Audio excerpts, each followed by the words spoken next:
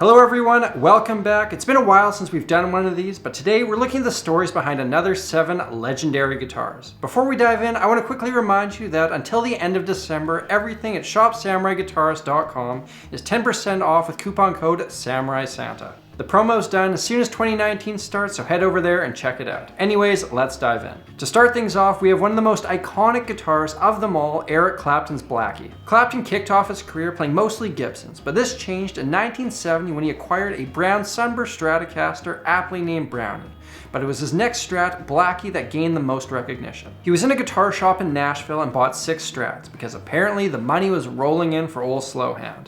He gave 3 of them to his friends Steve Winwood, George Harrison, and Pete Townsend, deconstructed the other 3, and assembled the best parts to make Blackie. He used the instrument until 1985 when it was retired due to heavy wear and a large crack in the neck, and made the rare public appearance before eventually selling at auction in 2004 for a whopping $850,000, going towards the Crossroads Drug and Alcohol Rehabilitation Center. It set the record for the most expensive guitar ever sold at the time and can currently be found in a glass case at the Guitar Center at Times Square in New York.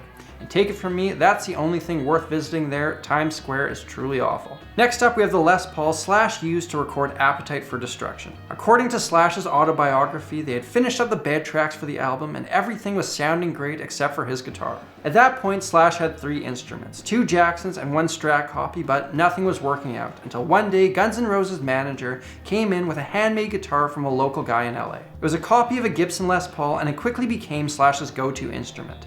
But the guitar alone only makes up half of his sound on the record. Slash and producer Mike Klink went through countless amps before stumbling upon the perfectly modded Marshall. And once that sound was dialed in, they didn't touch a thing for the entire recording. Side story about that amp, Slash called the rental place they got it from and told them it was stolen so that he could keep it for himself. Unfortunately for him, one of the techs returned it and they wouldn't rent it back to him. The Appetite for Destruction amp is probably still out there today, being used by someone none the wiser. Moving on, we have perhaps the most famous bass guitar of them all, Paul McCartney's 500/1 violin Hofner bass. In 1961, the original bassist for the Beatles, Stuart Sutcliffe, left the band to pursue a career in painting. Paul McCartney switched from piano to bass, and with his new role, found himself needing a new instrument. He came across the Hofner, and in his words, "I couldn't afford a Fender. Fenders even then seemed to be about £100. All I could really afford was about £30, so for about £30 I found this Hofner violin bass. And to me it seemed like because I was left-handed it looked less daft because it was symmetrical. It didn't look as bad as a cutaway, which was the wrong way." He used a handful of these throughout his time in the Fab Four, one of which he still tours with today. And fun fact about that guitar, for years it had the setlist from the final Beatles show taped on the side. The next guitar on our list is the polka dot Strat used by the blues master Buddy Guy. Growing up in Louisiana, Buddy dreamed of moving to Chicago, a city known as the home of the blues. His mother, however, wasn't as fond of the idea. It was about 1,000 miles away and was known as a rather rough city. But Buddy had his heart set on those bright lights, and when he eventually decided to make the move, he lied to his mother, telling her that he had a high-paying job lined up there. He told her that when he was rich and successful, he would buy her a polka dot Cadillac. Unfortunately, she passed away before she ever saw Buddy's fame. This signature guitar is a tribute to her and the promise he made.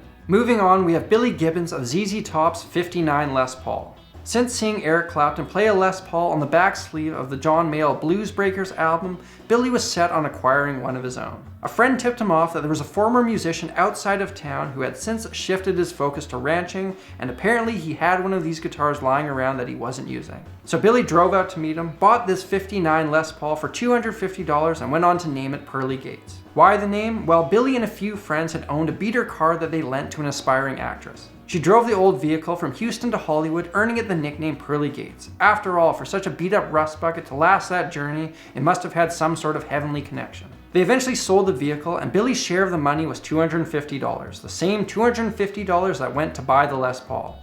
It only made sense to pass on the name from the car to the guitar. Next, we have Jack White's 1964 JB Hudo Montgomery Ward airline guitar. These guitars were made for a department store back in the 60s and were never all that high quality. He bought it off a friend for $200 and it quickly became the main workhorse for the White Stripes. Here is Jack's ringing endorsement of the instrument. "Playing that guitar makes me feel like I have to take something that's broken and make it work.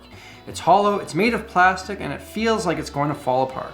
The front pickup is broken, but the treble pickup has an amazing bite. I've never had it refretted or anything. It's pretty much the way I found it, except for the new tuners. It's work to play it, but I like that." Eastwood reissued the guitars in the 2000s, hopefully with a bit more quality control. And last on our list for today is Keith Richards' 1954 butterscotch blonde Telecaster named Micawber. Keith received this guitar on his 27th birthday from Eric Clapton when the Rolling Stones were recording Exile on Main Street. It was during this time that Keith began tuning the guitar like a banjo, removing the thickest string and tuning the rest of them to an open G. It quickly became Keith's go-to instrument and is still his #1 over 40 years later. There have been a handful of mods done to it, the most significant being the Gibson PAF pickup in the neck position, as well as the Fender lap steel pickup in the bridge position. The name comes from a character in a Charles Dickens book. Why Keith went with this name? Well, in his words, "There's no reason for my guitar being called Micawber, apart from the fact that it's such an unlikely name.